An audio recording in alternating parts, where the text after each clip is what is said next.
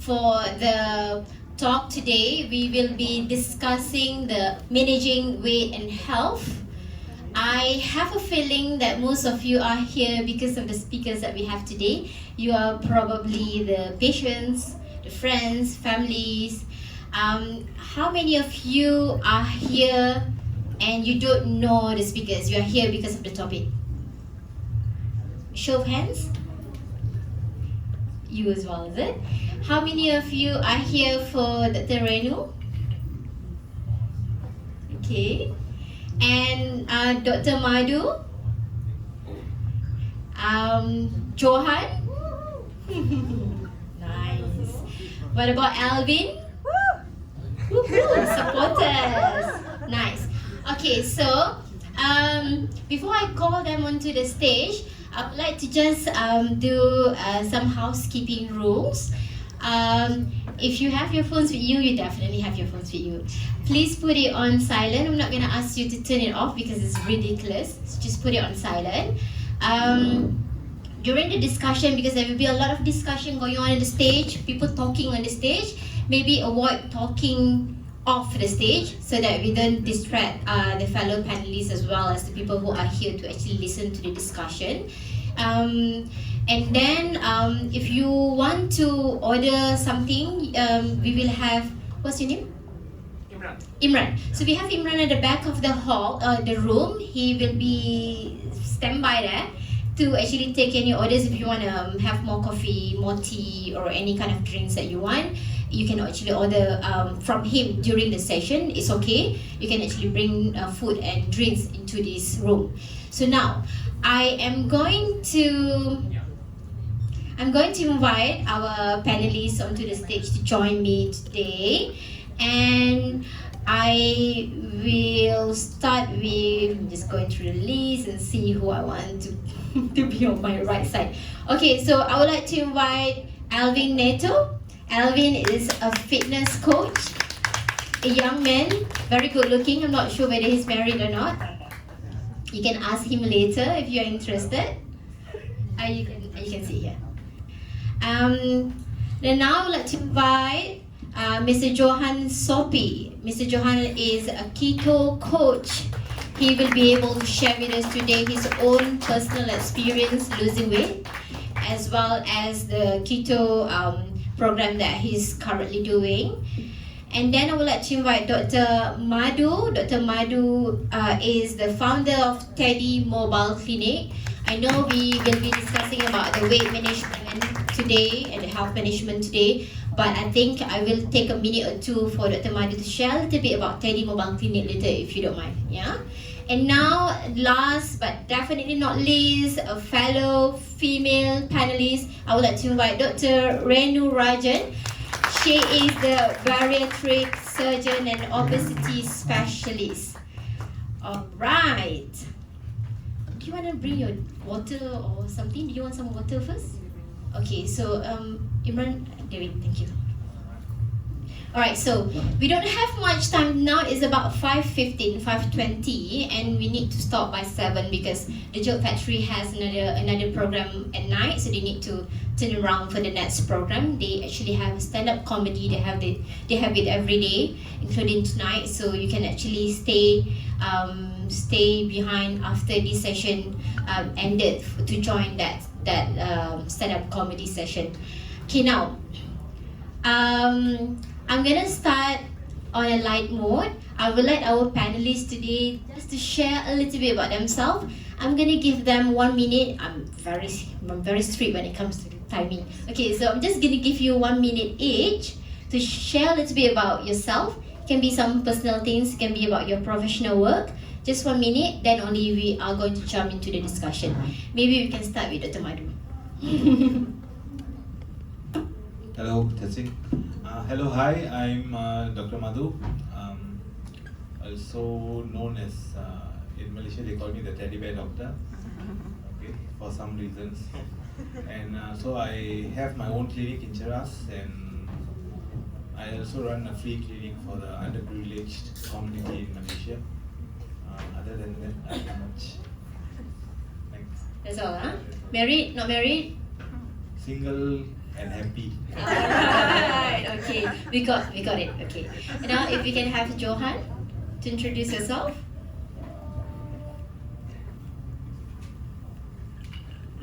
Hi everyone, good evening.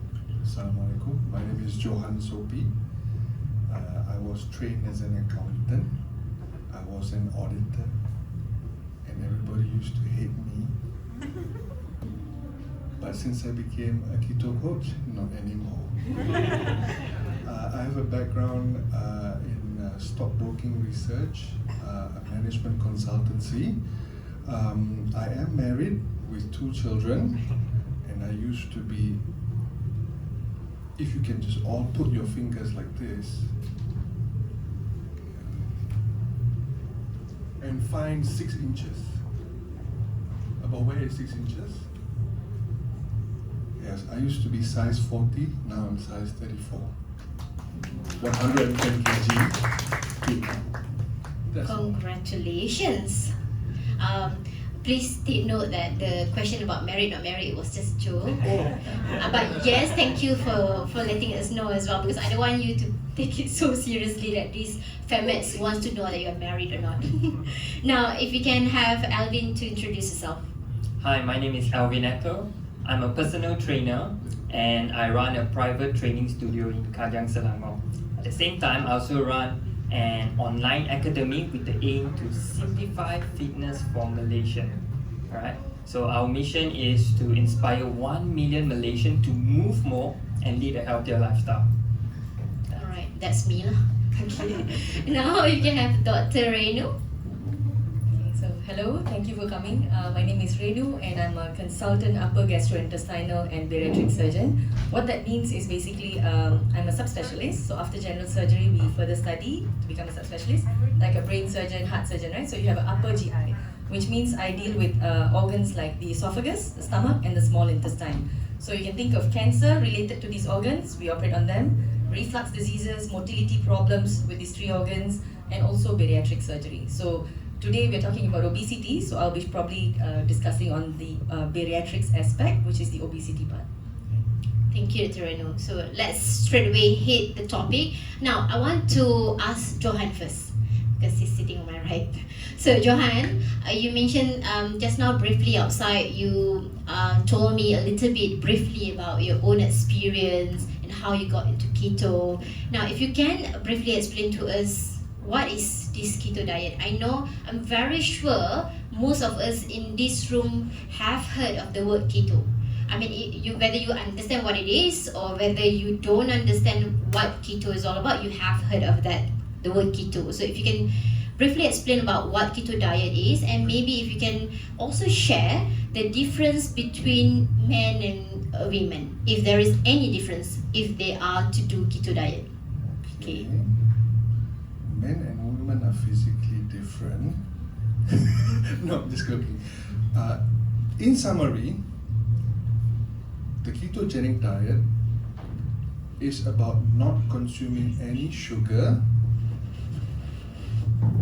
low carbohydrates, and because of those 2 combinations, we consume high fat. And as well, in my protocol, I suggest no processed food whatsoever.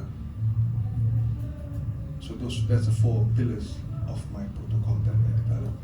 Yeah, there are various schools of thought about keto. Different groups do it differently, but this is my principle in my group. So Calvin, Coach Calvin and I, among 2 of the 5 people who set up a community called Keto Malaysia. What we find is the difference between women and men is in our community approximately is 80% women and 20% men. So men are not really interested in their own health. Or the women learn how to lose weight and they say, abang, ini cara you kuruskan badan. You jangan makan ni, you makan ni, I masak untuk you, you makan. Then you boleh kurus. I think that's the difference between men and women, and all the power to women because they are very strong-willed and they are very influential in men's lives.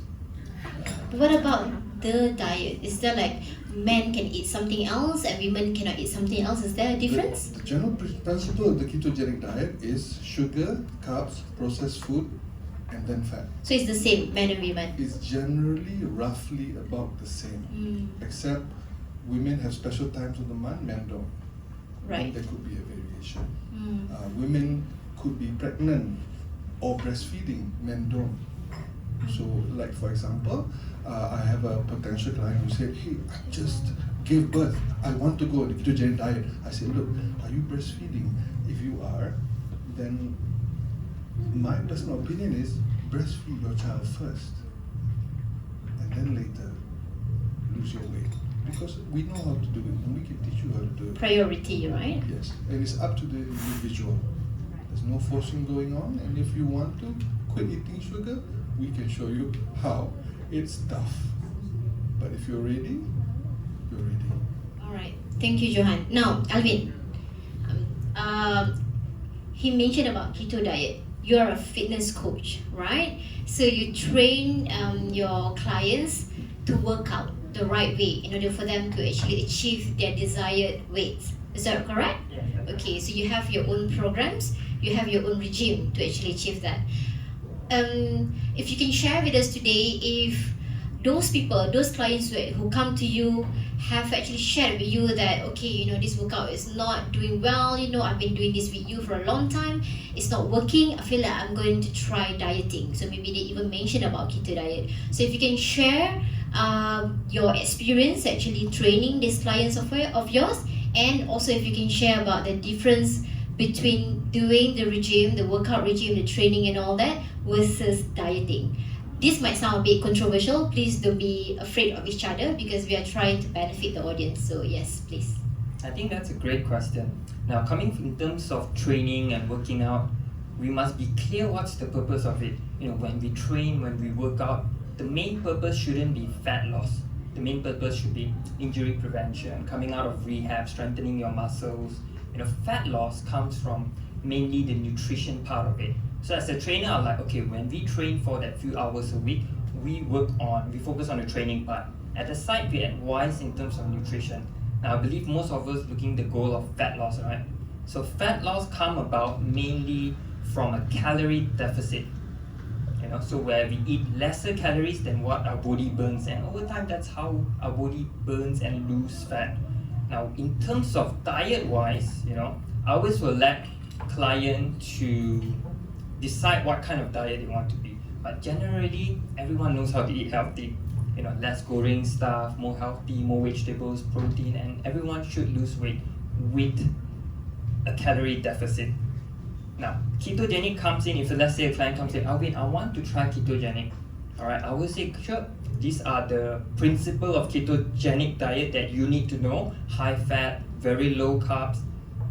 The most important thing in any diet is adherence.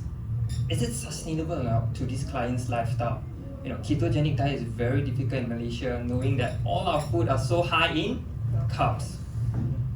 Like since we are on the topic of ketogenic, few things that I like to share. When clients say, Alvin, ketogenic, explain to me. I'll say that ketogenic diet, you should consume less than 50 grams of carbs. That's very little. Right? Do you know that you have carbs in fruits? Fruits are carbs. Certain vegetables have carbs, but very minimum. But if you were to add them up, 50 grams is actually very little. Now, is it sustainable?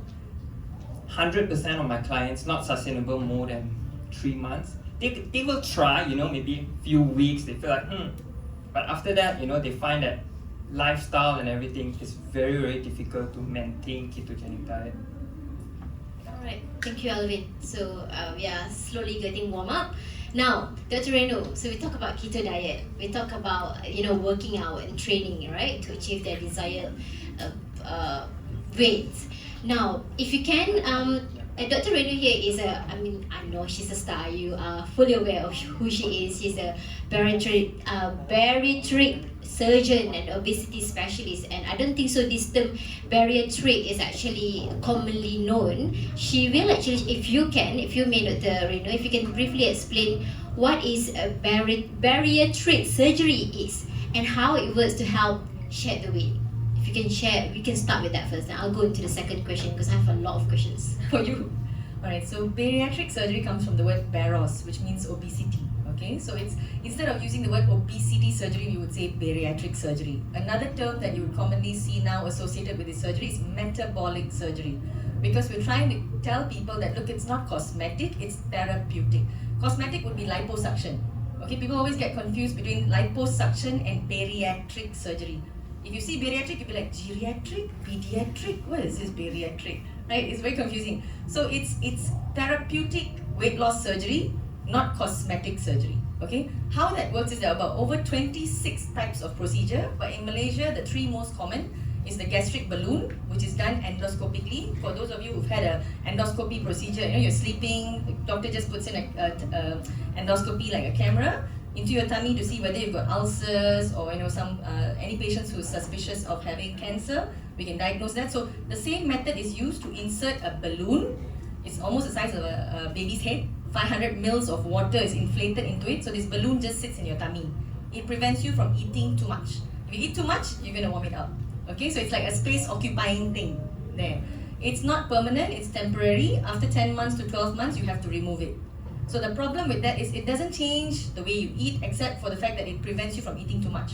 Once it's out, if you're not disciplined, you're going to put all the weight that you lost back on. Okay, so that's gastric balloon. Then you have the two other common surgeries that are performed: sleeve gastrectomy or gastric sleeve and gastric bypass. Okay, so people always say pintasan usus potong usus. That one is the gastric bypass. Sleeve gastrectomy, we only potong perut. Okay, so one is perut, one is usus. So in a sleeve gastrectomy, what we do is we remove 70% of the stomach, leaving only a very narrow tube. But the intention here is not to torture you by making you eat less, but it's actually to remove the hunger hormones. See, people think the hunger is controlled by the brain. Actually, it's not. Hunger is controlled by your stomach. These ghrelin hormones are the master hormone. I'm talking to you now, your ghrelin is like, don't listen to her. She's trying to sabotage us. I see French fries on the table. It's like, oh no, So this ghrelin is the one that signals your brain, signals your hand, takes you to the KFC drive-thru. Alright, that's the power of ghrelin. So I remove that ghrelin. Even if I put food in front of you, high carb food, you're not going to want it. You see, it's not just, the other one is a little bit more complex. That I'll need to actually sit down with you guys and draw. That's where we make a small stomach pouch. Then we bypass some length of intestine. So we're connecting stomach to intestine. So there's a little bit more complex procedure. So these two procedures are the most commonly performed bariatric surgery. Plus the gastric balloon, which is you don't have any scars. It's done endoscopically, but it's not as permanent as these two surgeries. Right? Right, thank you, Dr. Reno. I like the way she explained this because she didn't use too many jargon, so I really like it. But I do have a few more questions. But before that, now, Dr. Madhu, I have seen your pictures before today, pre and before. You yourself have actually experienced shedding quite a significant amount of weight, correct? So if you can share with us, how did that happen? Okay, there's a lot of things that initiated me to think of this operation. I was 155 kilos. That was in November 2018.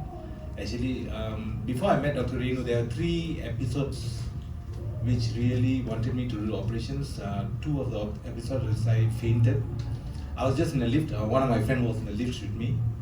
So I was just talking, having a coffee, then someone made me laugh.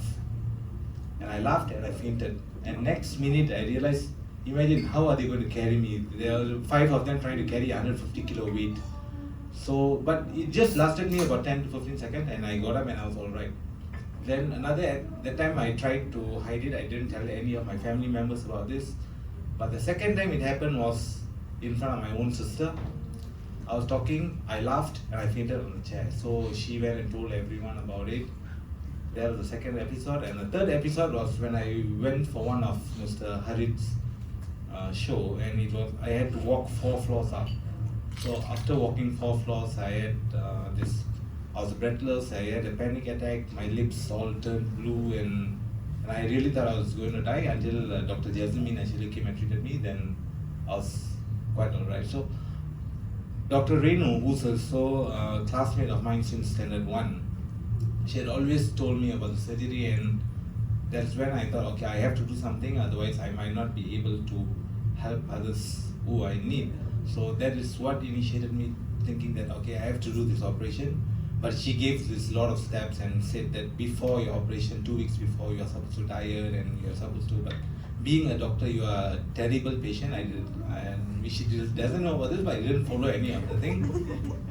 Even one day before the operation, I ate char kway teow because Now you know. Now I know. because I knew after the operation I won't be able to eat any of those. Okay, so it was totally different. If at that time before my operation, if I would have seen that much of food, I'll be already there on the table. Yeah, and I used to eat every 1 hour, and it was something not stoppable. But now I don't crave for food. I eat because I know I need to eat, and even if I suddenly feel okay, I want a char kway teow, I'll make sure I'll make my friend order. I'll just take 1 or 2 mouths of it, and I'm more than satisfied. Yeah.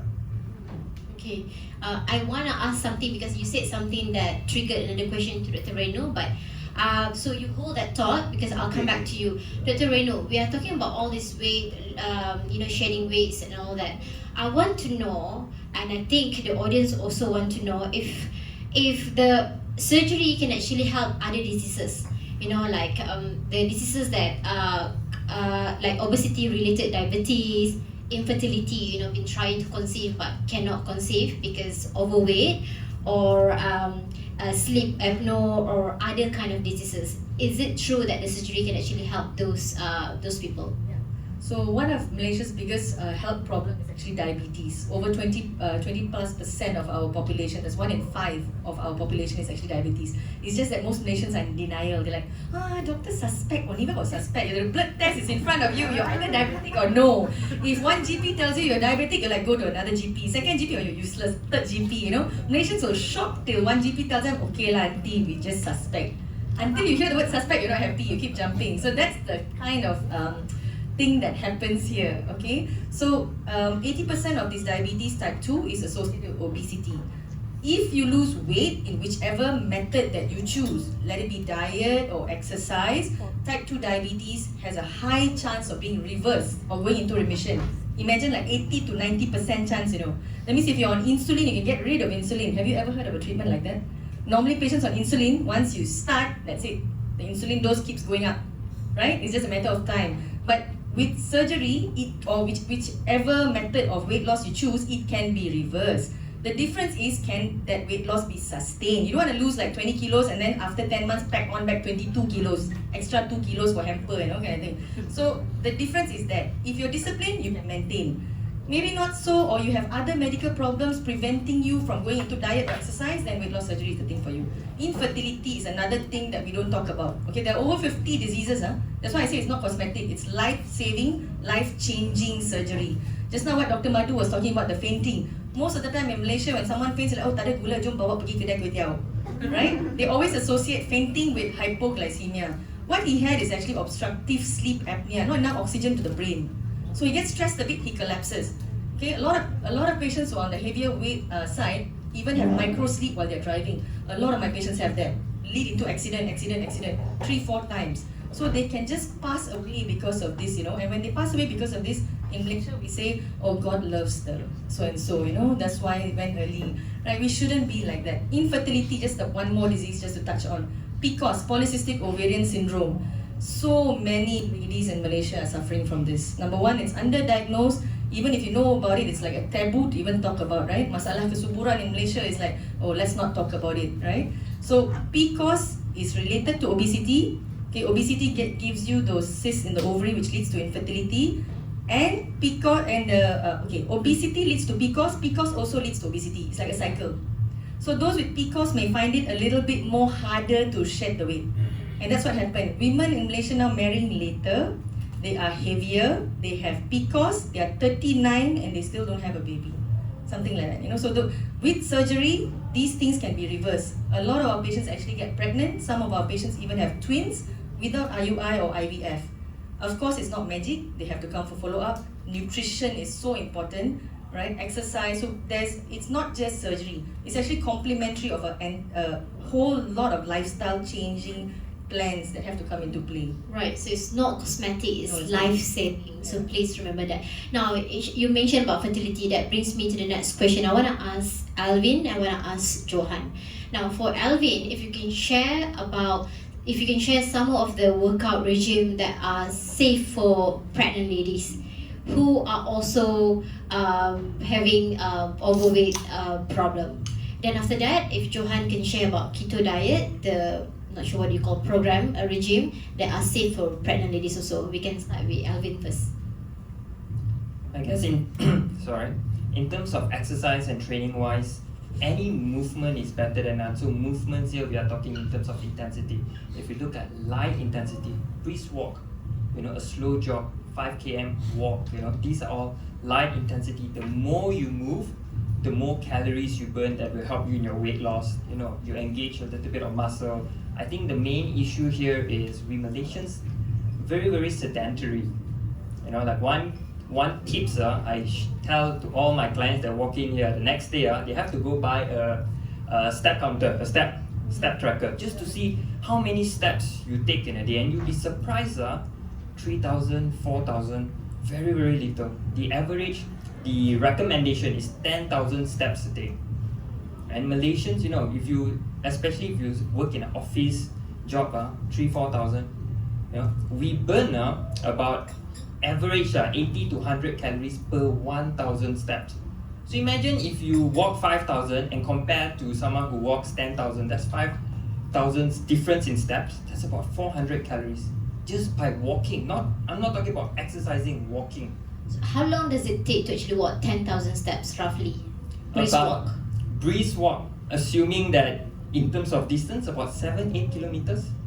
So it really boils down to your lifestyle, Like if you look at your lifestyle, like some of my clients will share, Alvin, I morning wake up, walk to the kitchen, walk to the bathroom, shower, walk to the car, park, walk to the office there skate, lunch, balik office, go home, that's it. 3,000, 4,000. So we need to find ways, or I will tell them, how can we increase your steps? After work, maybe half an hour walk, or during, throughout their daily routine, maybe take the stairs, walk in between every hour, just to bring up that step. Right. So you are suggesting brisk walk for pregnant ladies. Yeah. Is there any other program? Of course. So looking at the intensity and the most important thing is adherence. What can you do consistently? A lot of people comes to like fancy programs. Start with the little things. Do that consistently. That will bring you the biggest result. Now moving on would be just working out three times a week. What kind of workout would be more like full body, light workout, body weight training? If you're a beginner, we'd be looking at maybe like some push-ups, some simple body weight squats, some planks. That's about it. If you're more advanced, like some during their pregnancy period or maybe postnatal, who are generally more active before pregnancy, they can do something more advanced, like what they have been training before. Right. So I think one thing that I would just like to share, a lot of people think like, okay, I tak pernah exercise during pregnancy, gain some weight, lepas tu, okay, what fantastic workout program? They'll Google workout program postnatal, and then you see all these fancy things. Those are from someone who have been doing years before pregnancy. Yeah. So I guess we just have to talk to you after this session, alright? To actually get that program that is actually suitable for the postpartum ladies. Now, Johan, if you can share from your perspective, from keto program perspective, the kind of regime or programs that are safe and recommended for one, the pregnant ladies, and two, postpartum. Okay. Firstly, not all ladies who are pregnant like to walk more. Most of them like to rest. It's really up to them. So you've heard the saying, losing weight or controlling weight is 20% exercise and 80% diet. Have you all heard that? Yeah? I tried that for a long time, even though I'm not pregnant, okay? But the doctor or whoever advised me to lose weight never explained me how exactly to work on the 80%. So that's why I was on a journey to learn how to do it, did it for myself, and I've had some clients who are pregnant. The first thing I ask them, do you like to exercise? Some do. And that's a very obvious answer. Go exercise, do a bit more, okay? When you're pregnant, doesn't mean you have to stop everything. Change it, do low impact. Instead of if you take the lift to the office, you stop one floor before your office and then you walk up one floor. That's just to have that bit of exercise. So the 80% that we work on is, for pregnant ladies, is basically to just eat clean. If you lower your carb intake, okay, and you totally cut out processed food, everybody gets healthier. And the secret to how you can be used with the ketogenic diet is, if you totally cut out sugar and if you minimize the amount of carb you eat, then you can have more fat. But it must be done in that combination. And by eliminating processed food, the word insulin was mentioned. By not having sugar and carbs in the body stops producing insulin. Pancreas stops producing insulin. Then the body produces ketone bodies, and ketone bodies get us into ketosis.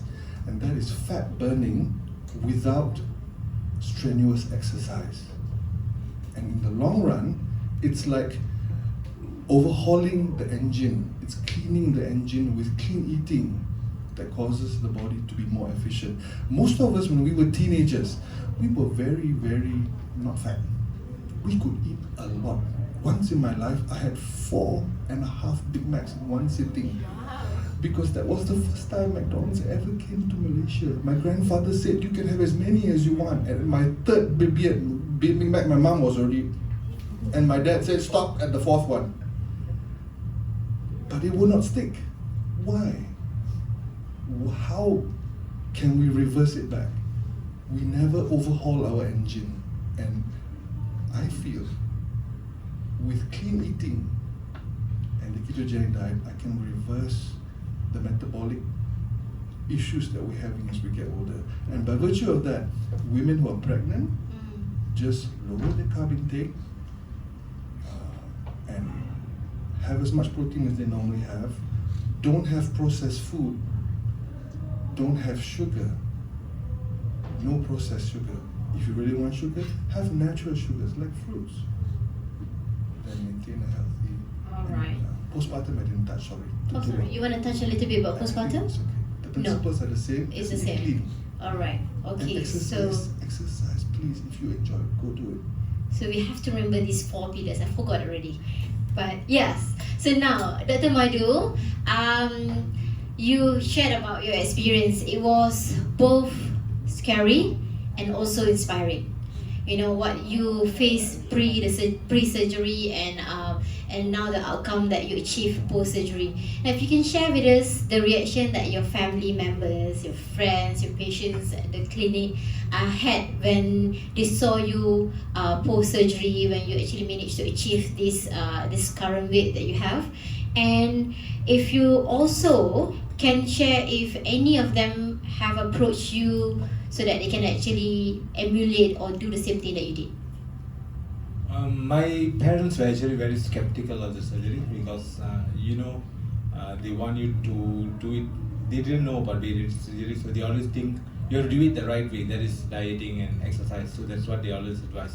And we people who are fat, we hate to be advised by people. The more you say, lose weight, you have to do exercise. That's when you'll go and eat more. Oh, that is what I was doing. So we started avoiding friends who used to advise us to lose weight. Yeah. So including I avoided it as much as I can. But when all those things that what happened before, and I decided I have to do it, I went and approached her, and I was quite strict with my decision. I told my father and mother that I want to do it, although you see. And I was very afraid of the operation because I thought anything could happen. And then the thought came. And you are a doctor. Yes. Had to point it out. Because I'm a doctor, I know that what are the complications that can happen during the operation. And so I thought, anyway, if I die on the table, I'm not going to know anything after that. I will be already dead. So that was my thinking before I went for the operation. And I thought, okay, might as well get over it. And then she said, because of my weight, 155 kilos, I have to be admitted in ICU. So that made me even more scared. But then I did it, and even within the first month, okay, the first month was the most difficult because I was only on clear fluid, okay, only on milk and protein, high protein milk, then followed by soup, and then solid food and porridge and solid food. So when I saw the weight changes, and I used to have, my blood pressure used to be always persistently more than 160, 90, and although with that blood pressure medicine, and I always advise my patients to eat healthy and eat the medication, I never took any medication, so it was always on the higher side. And now my BP is always maintained about 120 to 130. I'm not taking any medications. Nobody could sleep. Sorry, no, not. I mean, nobody could sleep with me. Nobody could sleep in the same room as me because my snoring was very loud. It was more like an orchestra.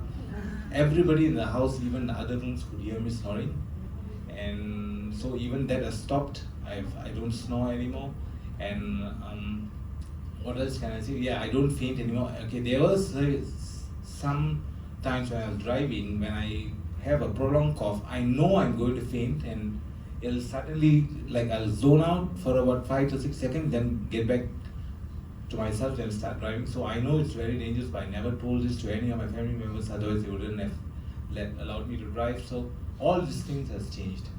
And the first reaction I get, okay, you see, you don't get to see your patients in the clinic every month. They would have seen me few days before the operation or a few months before the operation, and then they come again after 8 months after my operation, where I've already lost. Now totally I've lost about 58 kilos. Yeah.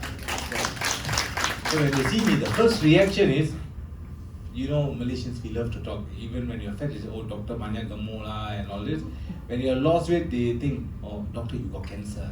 So that is the most common thing. Everyone thinks I have cancer, and TB and even HIV. Yeah, they told you better go and get treatment. Probably you have HIV and this kind of thing. And even they don't tell me, they go and ask my nurse, something is wrong with the doctor. Ask him to go and get treatment and all. So these are the kind of things. But there, a lot of people who have approached me. They want to seek help. They want to do the operation.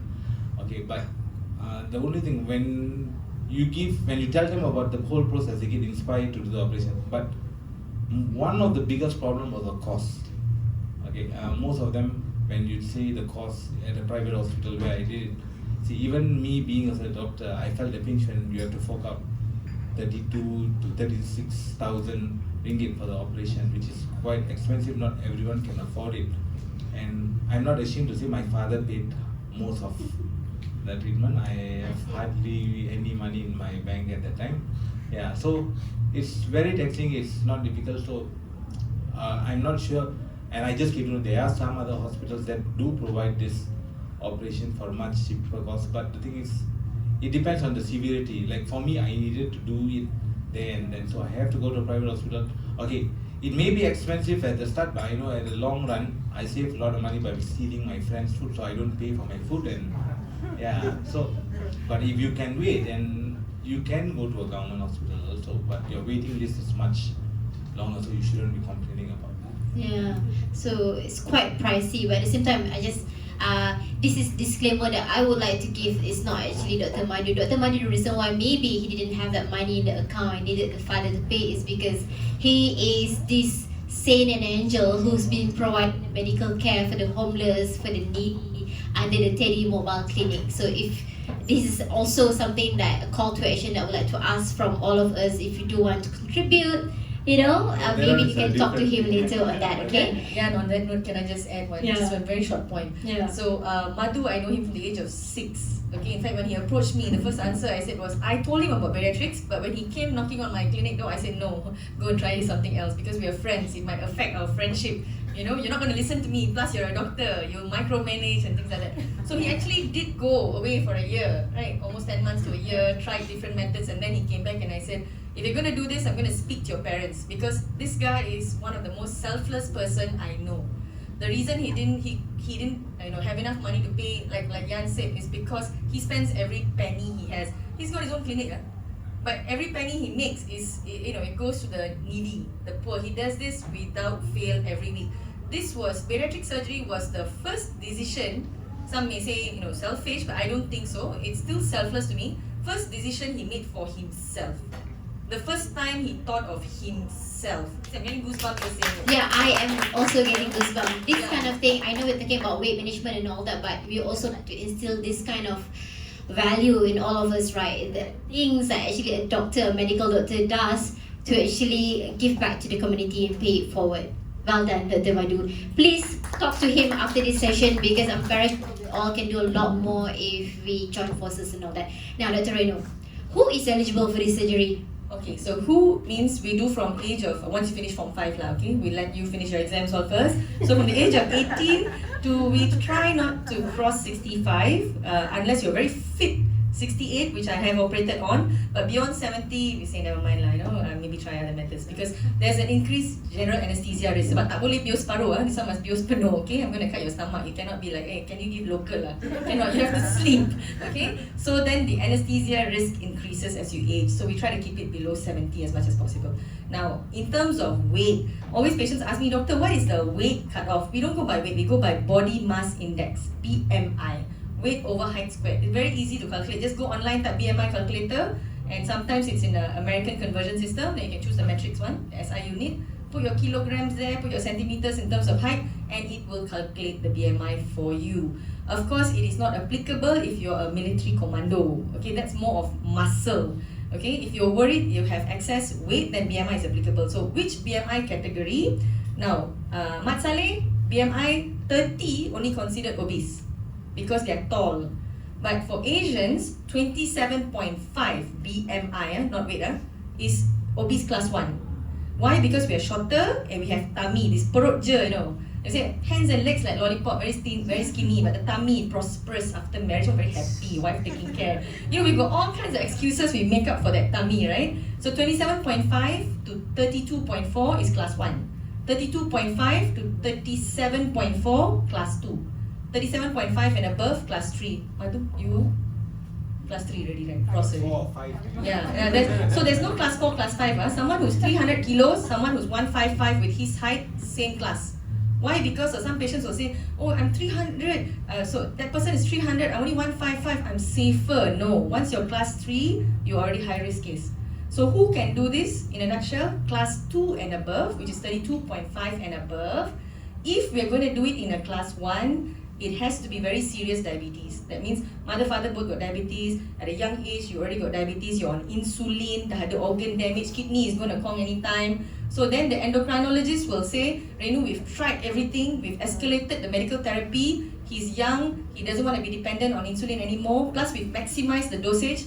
I think bariatric surgery has a role. So we sit down as a team, not just me alone. The endocrinologist, me, patient, we lay out options. Macam ni, this is your option. Then patients say, okay, do bariatrics, then we do. But otherwise, generally 32.5 and above BMI. Right. So now, what about, I feel like some of the, even me included, right? I don't think so, I'm class 2 or 3 or 4 or 5. But you see, they feel like they want to go through through the surgery, but they're contemplating. What's your advice? Please read as much as you can about the surgery, number 1. And please go and meet a surgeon who performs the surgery. I know a lot of people will say, oh, don't meet the surgeon who performs the surgery. They're always very pro-surgery. That's not true. He came knocking on my door. I said no. Right? I turn away patients. Some of my patients are here. They know me very well. If I meet you the first time and I tell you all the things that you need to do before, after, the lifestyle changes, the commitment, and I feel like you are, in a state of mind where you're not willing to listen, you just want a quick fix. You're just there because you want me to say yes and you want to have the surgery done, that is unsafe. Very, very unsafe. So I usually will tell the patient, you know what, I don't think you are a candidate at this moment because you're not willing to follow up. So go and meet a surgeon. If you feel one surgeon is not giving you enough information and you're not satisfied, go meet another person. But get a 360-degree information first before you decide to do this. Don't rush into it. Right. Okay, thank you. Now we are about to just stop for a bit for an intermission because I believe that the Renu has a video to show and we cannot be on the stage for the video to be played. But before that, I would like Alvin and Johan to just share some success stories from your clients, from the people that you have been working with, a really good success stories that is not sunshine and rainbow unicorns, but probably a little scary, but for all of us to use it as also a reminder, but also as an inspiration. Maybe Johan, if you can start. Okay. For 12 years, I was on blood pressure pills with an average blood pressure of 150, 160 plus. With ketogenic diet, no longer on blood pressure pills. There's someone in the room who is a cancer survivor. Could you just stand up and show us who you are? Anyone? Thank you. Lina is Asian keto and she's on the ketogenic diet. Thank you very much. Let's just have a show of hands. How many of you used to have or have diabetes? Thank you. And some of you have reversed it? Yes? Yes. Any of you used to have high blood pressure? Anyone?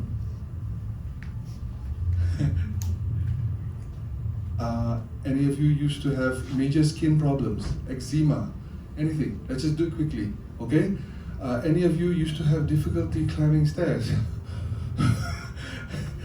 Okay. The health benefits of eating clean are all there. The reversal of a lot of the illnesses are possible. But most of us don't or might not have the budget. So this is one of the ways we utilize to just simply change the way we eat. Simple thing of eating less McDonald's and eating more broccoli. It's a bit expensive in the short term, but if you do the ketogenic diet properly, the volume of food that you need is a lot less.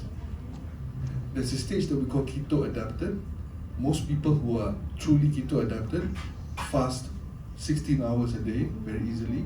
We do intermittent fasting for 24 hours a day. There's a friend outside who is in the store. She does 168 hours at a go.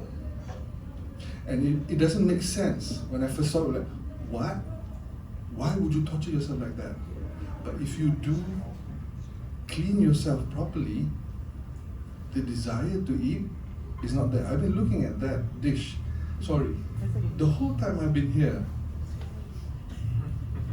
to a lot of people it's yummy. But to me, that will kick me out of ketosis. My mental clarity will go away within 10-20 minutes.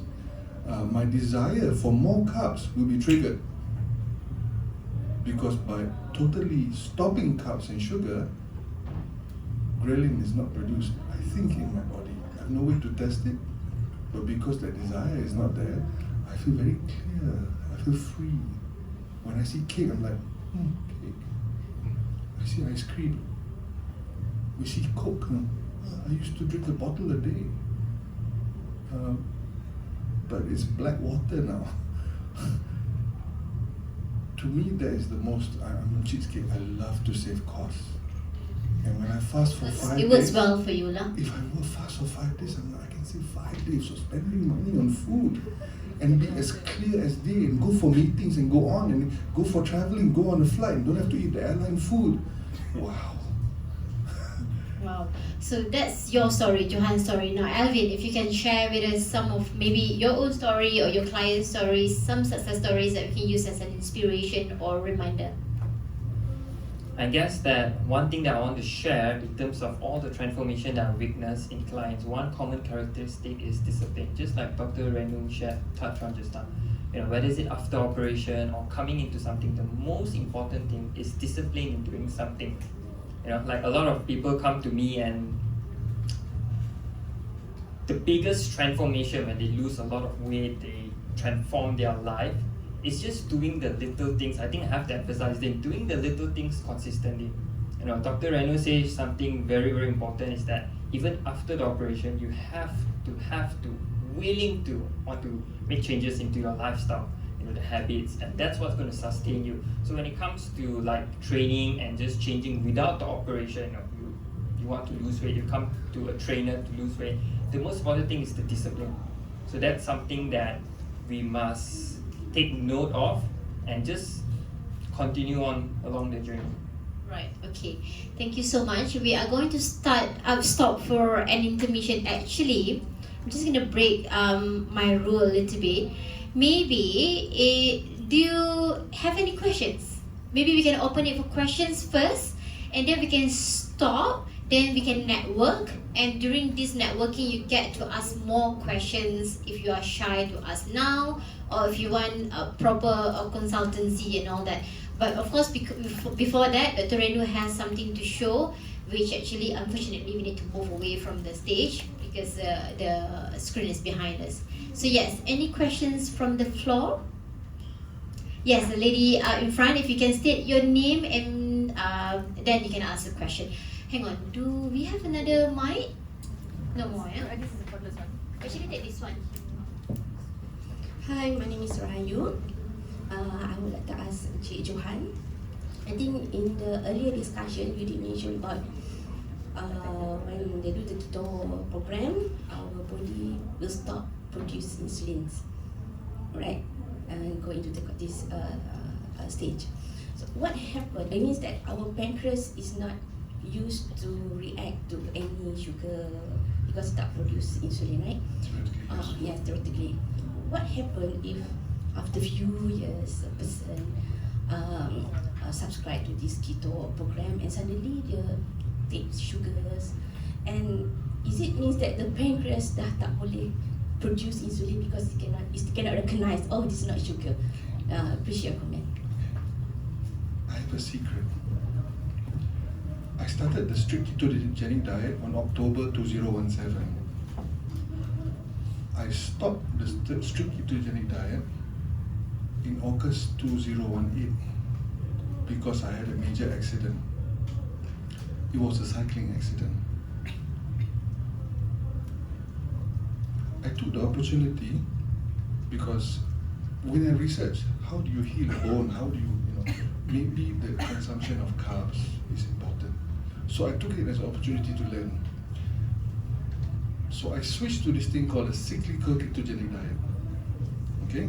So I have carbs sometimes and I don't have carbs sometimes. And that allows me to do high intensity cycling as well. So if you're in fitness, you must know that if you do the strict ketogenic diet, you must not do a zone 5 activity for a prolonged period because you will be out of glycogen, and if the fuel source trips, you will fall and faint. So especially cyclists, don't do it. If you're a runner, you have a split second to stagger before you fall. Now, I've been a naughty boy. I did a cycling ride and I was out of fuel. I had a can of Coke. It used to taste delicious. I regret buying that Coke because it tasted disgusting because I've not had sugar for so long.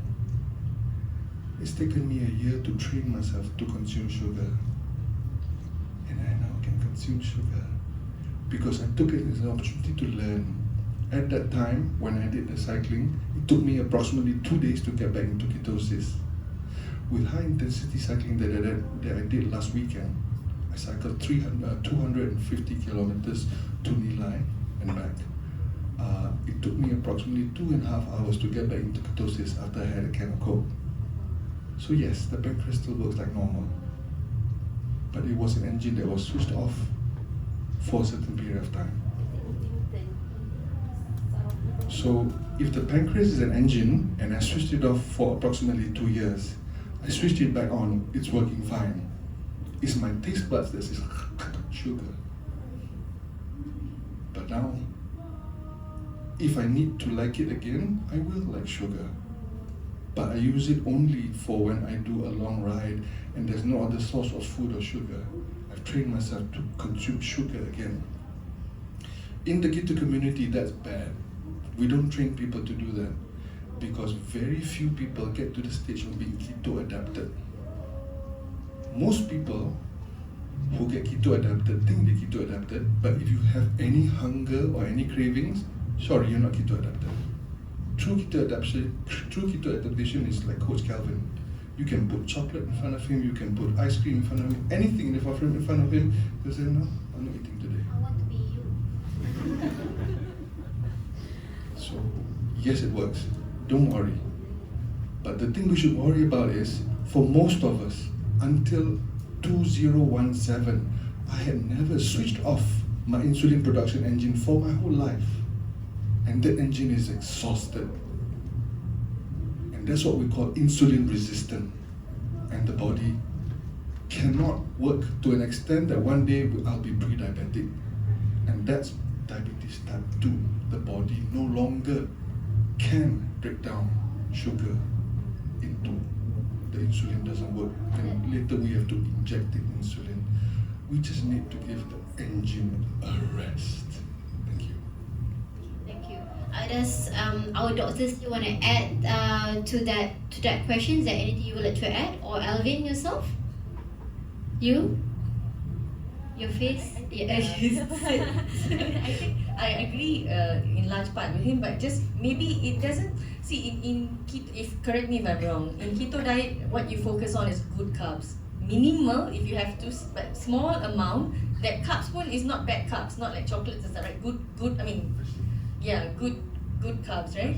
Correct. Almond, flour, buns. No, not that. I stopped totally for 9 months. Okay, but is that considered good carbs? It can be good, but Can? to be keto adapted Adapted, you need to be more I disciplined. totally abstained for 9 months. Right, so that's a different level I of. totally cut everything out for 9 months. Okay. Until I got keto adapted. Okay, right. So, but Until my Form 5 pants that I found was loose again. Form 5 pens. Then Wow. I go like, I don't know where my Form 5 clothes are. True. Yeah. So the reason you get hungry, okay, what we want to avoid is we don't want you not to produce insulin. We don't want you to take food which causes your blood sugar to spike up. You don't have to be diabetic. Like, okay, let's say me for instance now, if I were to have a bowl of ice cream, my blood sugar is going to spike. I'm not diabetic, but my blood sugar is going to just rush up in a short period of time. This sudden rush of blood sugar will cause a sudden influx or sudden rise of insulin. So the pancreas, from chilling out, suddenly has to overwork, short period, not work sustainably. Like, in a short period, it has to overwork. We don't want the pancreas to do that. So when then the insulin comes out in large amount in a short period, your blood sugar then drops. The minute it drops down, relative hypoglycemia it's called, because you're not a diabetic. I'm talking about non-diabetic patients here. You don't have to be diabetic to be hypo, right? If you take large amount of sugar one go, insulin comes out in a rush, then you have relative hypoglycemia, you are going to have those symptoms, and then hunger pangs come in. Then suddenly that's what happens when you have your carbonated, sweet drinks. You think, okay, when you buy it at a petrol station, like one bottle, 500 mils, you're like, I'm just going to have a sip so that I'm alert while driving. By the time you reach your destination, that Coke bottle's done. Because you drink a little bit, you feel like having some more. That's what large amount of sugar does to your body. It creates a relative hypoglycemia because the insulin goes up, and then you crave for it some more. But if you can take good carbs, which doesn't break down into sugar so fast, a sustainable release, which doesn't cause the insulin also to come out so fast, it doesn't overwork the insulin, then you should be fine. We don't want you not to produce, in the medical field, we don't want you not to produce at all. You need some insulin, right? But what we don't want is for you to overwork, like what he said, we want the pancreas to rest. We do not want to overwork it, because any cell in your body, like your heart, your joints, you overwork it, you're going to end in trouble, right? So, Yeah. my goal was to switch it off for like completely. Right, so that's different. So now, is there any other That's why he's a question? keto coach. Coach. Disciplined enough. Is there any other question from the floor? From the side, maybe? Yes, the lady at the back. Your name, please. Hi. Okay, can we all hear? Can you hear me, right? Yes. Hi, my name is Nisha. So, approximately last year around March, my sister, actually she's a medical doctor also, so she suggested me to Dr. Renu's page. She said go and check out his page and all. So I've been struggling with weight. So I contacted Dr. Renu. She definitely won't remember me, but I thank her for taking her time to actually call me back and talking to me. So I'm the patient with the epilepsy, doctor, if you remember. Oh, yes. Yes. Right, you tried traditional medicine. Correct. So See, I remember. yeah, thank you. So it was very kind of her to actually answer my questions. But she was very persistent, and she said no. She said no, I'm not going to take you in as a patient because you're on alternative medicine. You're not on KKM medicine. So, but I have been like not on KKM medicine for quite some time. So she told me until at least 6 months to 1 year, you take KKM medicine and you're supervised, then I can consider. Are you? So doctor, I actually listened to your advice. So I actually went to KKM, but back then they prescribed epilim. This was 10 years ago. Yeah, when you so were younger. it gave me a lot of bad side effects. I couldn't go to school, a lot of things. So when I went back, medical has advanced, and also they had these tablets like Kepra and Lemo, right? So they suggested Lemo, and then I actually collapsed and had epilepsy 1 week after taking the tablet. Then I don't know whether it's the new medicine or what, but it has been some time. Touch wood lah, no any episodes. But yeah, she does not like not pro surgery or what, but Dr. Renu encouraged me to go back to KKM. So I went to KKM and I'm taking KKM medicine. And after that, I saw Dr. Madhu's post on Facebook. He can't remember me, but I actually approached him through Facebook Messenger, also phone to get some. But he did take his time and he replied me. He said bariatric is a good option. I was very scared. So he said, why not you try? I'm sure you don't remember me, doctor, but I'll talk to you later. So after seeing Dr. Madhu's success story, then I was a bit determined because I'm a bit scared. I'm still young. Touch wood, I don't have any diseases at the moment, but I'm very prone. So doctor, it has been almost going to be 1 year. So will you consider? Come and see me then.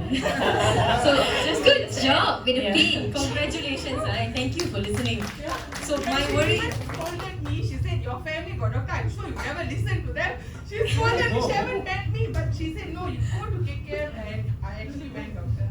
So my concern is when patients are on traditional. I'm not against traditional medicine. I'm really not against. But if you're considering surgery, then yes, I would be cautious because you have to TIDO, GA, full sedation. Okay, you are under the control of the anesthetist, right? Your breathing, your heart, everything is with them. If your epilepsy is not managed medically, scientifically proven treatment, right?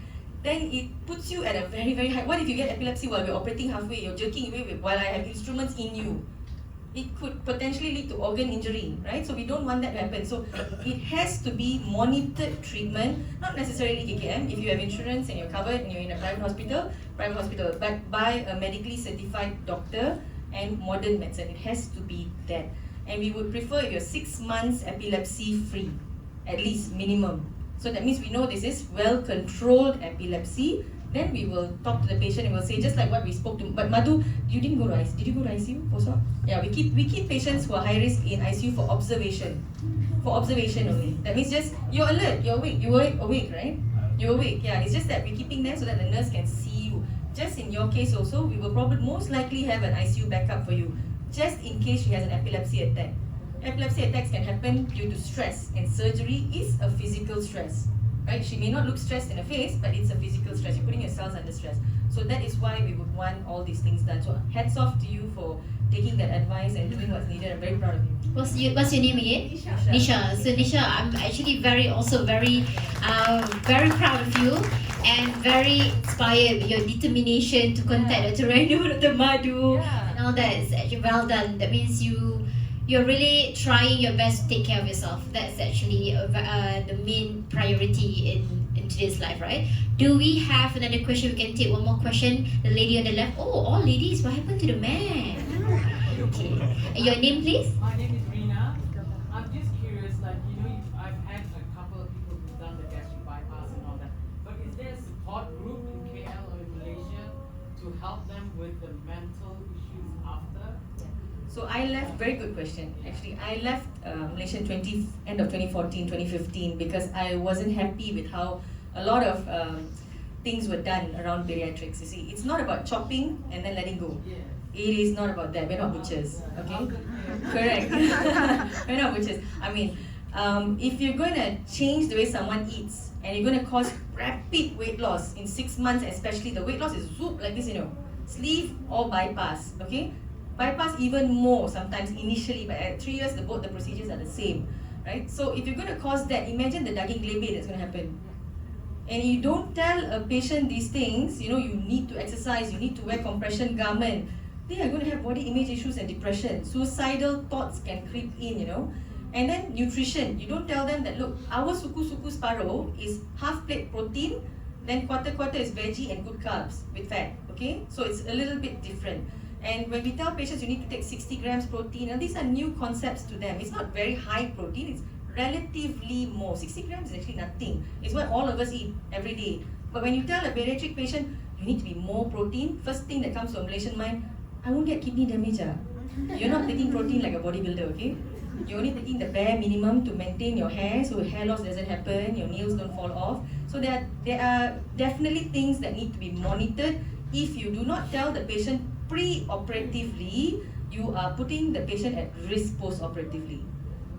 Very heightened expectation, unrealistic expectation, and then they get disappointed that those expectations are not met. So depression is a major issue. So that's why I left for about almost a year and a half, and then I came back, and that's why like what Nisha just said, I'm not someone who will say let's do it immediately.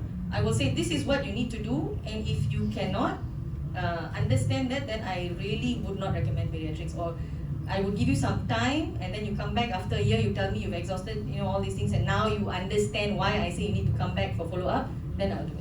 Dr. Renu, what about the after surgery care support system, after sales care? So every surgeon has their own support group. Yeah. Every surgeon. So there are community support groups. If you just go to Instagram and you click hashtag BSG, my BSG, Bariatric Surgery Malaysia, Bariatric Warriors, there are a lot of support groups. But each surgeon also has their own support group. Like in my case, I have a WhatsApp group for all my women patients, a separate WhatsApp group for we're not trying to be feminist or anything, it's just that women issues are different. You want your lady patients to be free to ask certain things, right? So they're more comfortable that way. So we keep ladies separately, men separately, and then we have a special group, the pregnant mummies, right? Because they can't eat like non-bariatric patients. And in Malaysia, all pregnant ladies, there's an expectation that you must put on a lot of weight. If you don't put on a lot of weight and don't look round, they're like, you tak sayang baby Right or not? If you start lifting weights and all, you're crazy, you don't love your baby, you're putting your baby's life in danger. So that's the expect. So we have a separate group for those of them who get pregnant after years of not being pregnant, right? So it's a precious baby and all that. So we put them in a special group because we need to modify their diet a little bit more. And then sometimes, especially if it's a precious pregnancy, like after 10 years of trying at the age of 41, suddenly after bariatrics a year you get pregnant. In these cases, I'll even speak to the gynecologist to explain to them why their weight gain is not like a non-bariatric patient. As long as the baby is growing healthy, please don't ask my patient to take carbs. Don't say that why you're not. The baby is growing 3 kilos, good enough for us, because patient is taking a very well-balanced, healthy diet. So you see a lot of things, it's a little bit tiring, but the outcome is very rewarding. So most surgeons today would go that extra mile for their patients. Dr. Renu, you say we, right? Are they all, the groups are only for your patients, or you can actually accept other post-surgery patients from other hospitals and other doctors as well? So we try not to, because every surgeon has their own style. So I'm a bit more, some may say anal or OCD, So my style is a little bit more different. Like I strictly say no fruit juice, because Malaysian fruit is not green apple and celery. Our fruit juice, one glass will have papaya, mango, mata kucing, right? If you add two more fruits in it, also we will add it, like mixed fruit punch kind of thing. So I tell my patients 6 months strictly till you hit your target, whatever target it is that we discuss, no fruit juice. So my style is a little bit different. So we don't want to stress other surgeons' patients. Also, other surgeons will have their own WhatsApp group kind of thing. But if I have bariatric support group meetings, let's say I'm having a gathering, then I do open door to a few patients, but I still try to keep it within my cohort, because you don't want to interfere with someone else's management. It's just professional courtesy. For that reason only, not like we say cannot, no, not like that. We don't want to interrupt. No, not like that. We just don't want to interrupt, because your surgeon may have a different plan for you. Yeah. So it's not fair to cut out. Yeah, totally understandable, right? So now, Doctor, you have a video to show, correct? Insta-friendly video. Especially on my Insta page, so it's only 1 minute because Instagram. Okay, so Dr. Renu has that video, so we're just gonna maybe if I can ask the panelists to move aside a little bit so that we can actually play the video, then we can come back to the stage so that we can wrap up the session and then we can allow you to network with each other. So, yes. Play the video. So just mute the audio lah. Alright, so that's the esophagus, stomach, okay, and then intestine. Our small intestine 4 to 10 meters, right? Nutrition is absorbed in your intestine, small intestine. Nothing is absorbed in the stomach. Stomach's job is like a washing machine, just to break down that murtabak into smaller pieces. Okay. So food goes in. Now what we're going to do, there will be 3 small tiny holes, 1.5 cm, 0.5, 0.5. Okay. Through those tiny incisions, we go in and we cut. 70% is removed. True blood Malaysians would say, doctor, discount lah, take out 50% only, don't lah, take out 70%. True blood Malaysians, right? Discount in everything, including surgery. So we don't want to do that. We want to remove as much ghrelin as possible. 100% of ghrelin is in the stomach, but 90% of ghrelin is in that 70% that we want to remove. So I cannot throw away your entire stomach. You're not a cancer patient, okay? So I remove the part that has the ghrelin, maximal concentration of ghrelin. Is there a drug that can block ghrelin? So far, no. None that I know of, none that is in the market, okay? So the only way is to actually remove it. So this much of stomach actually is enough for us. The problem why most Malaysians suffer if you're not told how to eat post-bariatric is because we swallow like anacondas. We don't chew. Because we're always rushing for time, okay? So if you swallow like anaconda pre-surgery, forget about doing it post-surgery. You swallow like an anaconda, you're going to vomit. Okay, 2-3 tablespoons and you're done, you're full, because you don't have that hunger, you don't have that nafsu makan, you know. You eat because you need to, you eat what you need to eat to prevent hair loss and to remain healthy. It's difficult for you all to accept this now because your ghrelin is listening to me.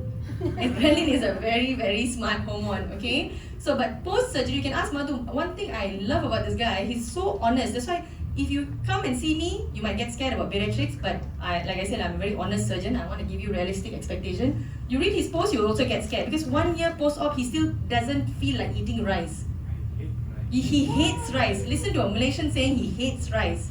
Culturally shocking. We start our day with rice. Which culture does that? We start our day with, coconut milk soaked rice. Not just rice. You know, that's our national breakfast, right? So post-op, you look at rice, you feel like vomiting. Some patients, okay, 1 in 5 to be exact. Who will get this, we don't know. Why it happens to some patients and why it doesn't happen to some patients, we don't know. Even their smell, I'm cutting your stomach, right? Removing that portion through the 1.5 cm scar. We will squeeze it out and we will take it out, okay? But even their smell, their taste buds will change. Some 1 in 5 can't even stand the smell of deep fried chicken. Most of them tend to like fish more than chicken. Patients who've never had fish in their life also will start craving for fish. Patients who've never walked into a sushi shop now don't like, Malaysians who don't like rendang, can you imagine? Now they want clean meat. Pre-surgery, you have to force yourself to eat clean. Post-surgery, your body forces you. Now you have to start listening to your body. My patients who've never had a Caesar salad in their life, okay? As Indians, most of us do not have raw vegetables. You know, Malay community, very good, ulam. Indians, we will kill the vegetable. It has to be really lumat, soft, soaky, soggy, right, Madhu? It has to be killed. Then only all the nutrients gone, then only we eat it. So I have patients calling me saying, Doc, something's not right. When they say something's not right, I'm thinking bocho or bleeding, what's going on? I'm craving for Caesar salad. Okay, so have the Caesar salad. But I don't like Caesar salad. Yeah, that was before. Try it now. Then she goes, it's actually nice, huh? So your body wants healthier things. It's not like you cannot eat unhealthy things. You can. But you feel guilty when you do it. Because you don't feel nice. Okay, most of them will feel it's a very weird feeling when they do it. So the body changes, the body forces you to change, and it's a lot easier to follow. But the thing is, you have to be aware that it's happening. If your surgeon doesn't tell you this is going to happen, you continue to eat rice, you continue to vomit, and you continue to eat rice, you continue to vomit, that'll push you in depression. But if someone tells you that, look, there might be a chance you might not like rice, then you're prepared for that possibility. You get it? So that's what bariatrics is. This is the one that potong perut lah. The pintasan usus one, the one you need to come to clinic and sit down. Because that one a bit more complex. Alright, thank you so much, Dr. Renu. So now if we can have all the panelists back to the stage so that we can just wrap up. At FEMxTALK, we would like to wrap up the session with a takeaway. So if we can have all the panelists to share The takeaway can be a piece of advice, can be a tip, it can be something that you want to share or call to action. Maybe you have something that's happening next week, you want people to know about it, anything. So, you don't want to start first? Let others start. Okay, so I think I'll start with Alvin. One of the message that I think I'd like you all to know is that I think whether is it before going through Petengpo Road, or just wherever you're at your phase right now, thinking of should I do this, whatever you want to do, you need to find the will, find the reason, the purpose to actually want to change your life. Whether is it go through surgery to find that, to exercise afterwards, or just where you are at, the purpose to just, I'm 100 kilos, I can exercise to lose this weight. There's always a way, and I think I have to bring and highlight Dr. Renu's points that you need to know all your options first. And that exercise, a lot of people scared of exercise. It's actually not as complicated, as difficult as you think it is. Once you just understand it, just like, I think one thing why is that when you go operation, you pay 30,000. After 30,000, of course, you want to make full use of it. You give me 30,000, or you will follow my diet plan, because of the value, you see. You come to a trainer, 100, 200 ringgit, the value. So no matter what is it, you have to find the purpose. What are you doing for the bigger reason? And with that reason, whether is it keto, anything, you will go far in life. Alright, that's my message. Good one, Alvin. Good one. Yeah, you know what? 30,000 ringgit versus 100 ringgit. Of course, you want to give the value for 30,000 ringgit, right? 100 ringgit only. Very good price lah. Everybody take his card. Not for him nowadays, yeah? So now if you can have Johan, your takeaway, your message. Very wise words from Alvin. Yeah. Know why you want to do it first. Or like me, I was fed up of looking at the fat guy in the mirror. So sometimes reverse helps. Know why you don't want to be that person anymore and make a decision. It could be exercise, it could be invest in an operation that can change your life. It could be a weird Malaysian who has decided not to eat rice ever again in their life. And then there are shortcuts that we can share with you. Because once you get to your ideal body weight and your body is efficient again, then have the social Hari Raya, Chinese New Year, Deepavali meal with your family. And your body will burn it again, like when you were a teenager. Of course, exercise helps. But the most important takeaway, and I finish everything with exercise, I started cycling to lose weight. But compared to my friends, it was one of the toughest things to do, that when we climb a hill, everybody would drop me and everybody would climb the hill easily, and I'm like, Johan, why are you very fast downhill but uphill very slow? Hello, I'm 110 kgs. And now when I'm faster than them, exercise becomes fun. It's just that part that you haven't done the exercise. You haven't stopped the carbs, that stuff. Once you've done it, then the exercise becomes fun.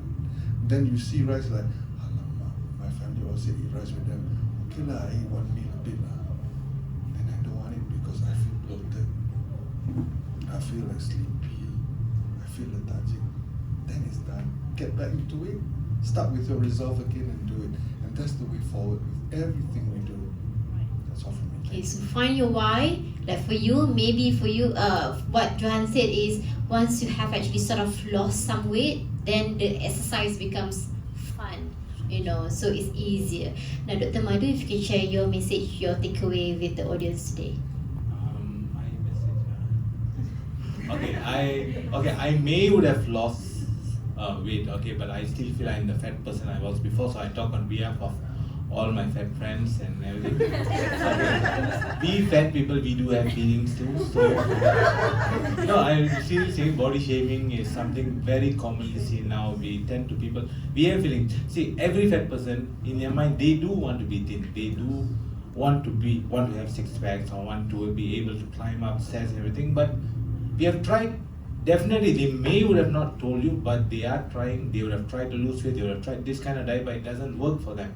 And even if it works, because they do not follow the right way, it rebounds. So it's kind of difficult. It's kind of depressing. We all go into depression.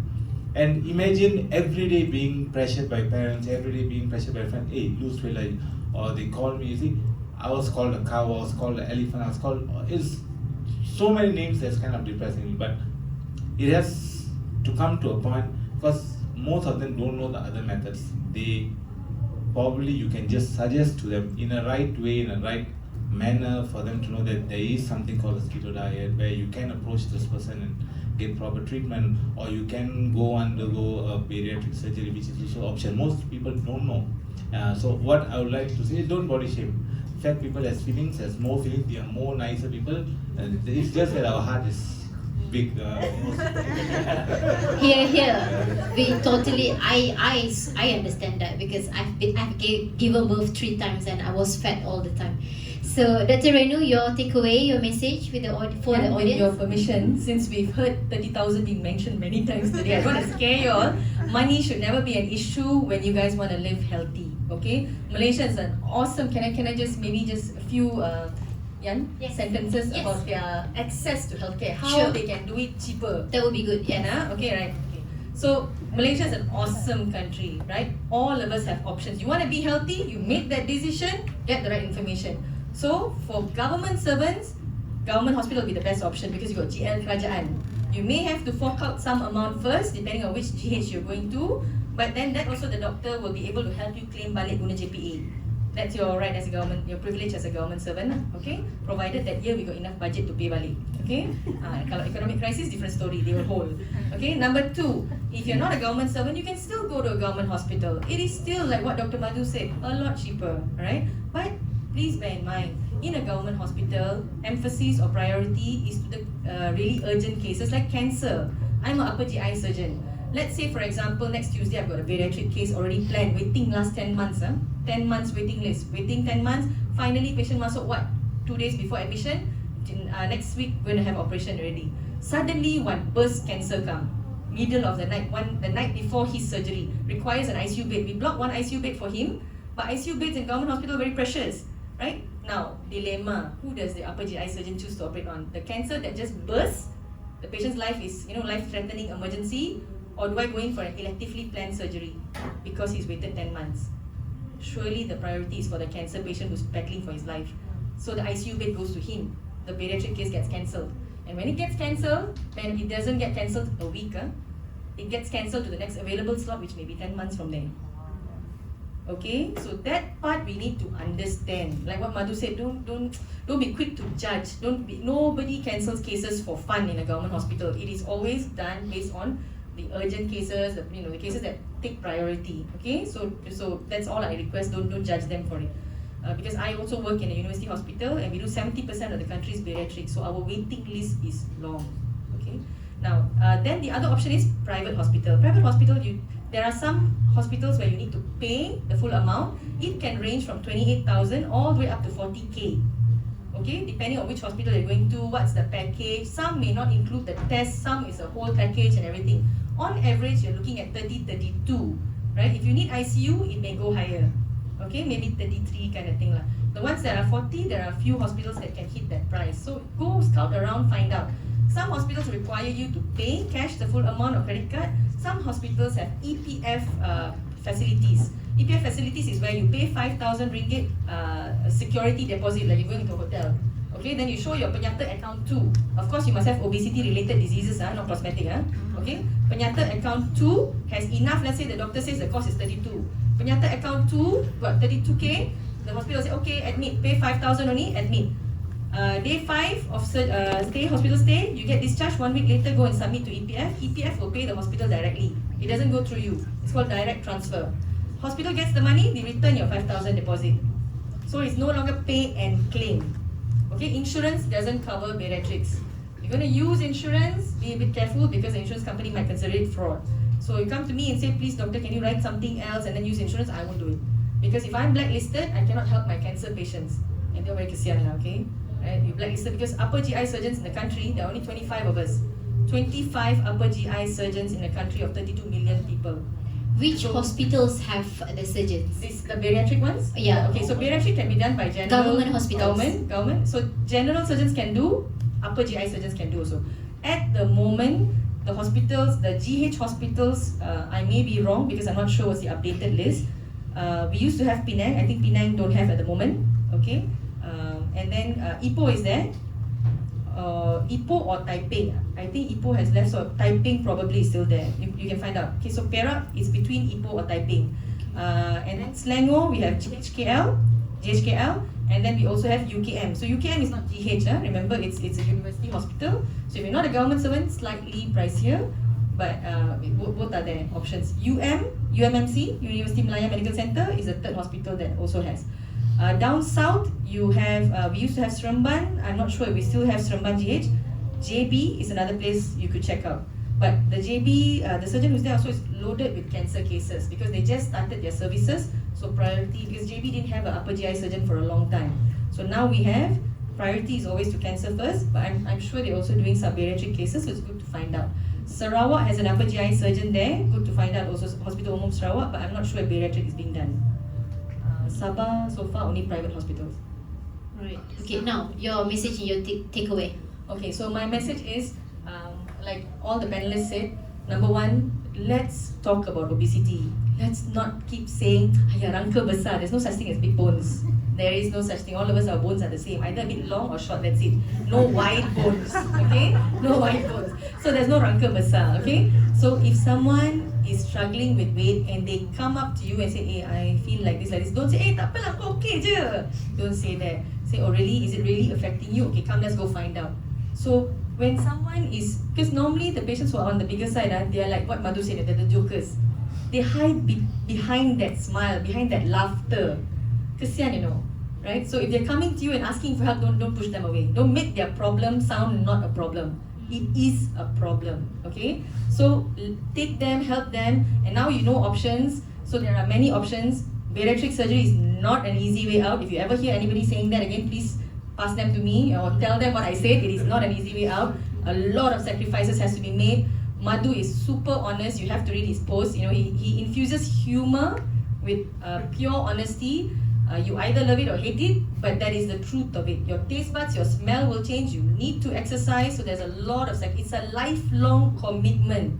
So many of my patients are here. You can ask them. It's a lifelong commitment. It is not an easy way out. So don't stigmatize bariatric surgery. Right. Thank you so much.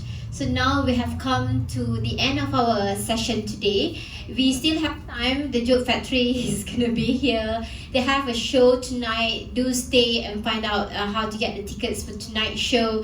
And I think the Keto Marketplace is still ongoing. Yeah, until 7. And the panelists, I think, I'm not sure whether all of them will be staying until 7, after 7, but if they are, just get their contact details or follow them on social media, get connected. One of the goals when Dr. Jasmine and I co-founded FEMxTALK is to actually build a platform where the community can actually help each other.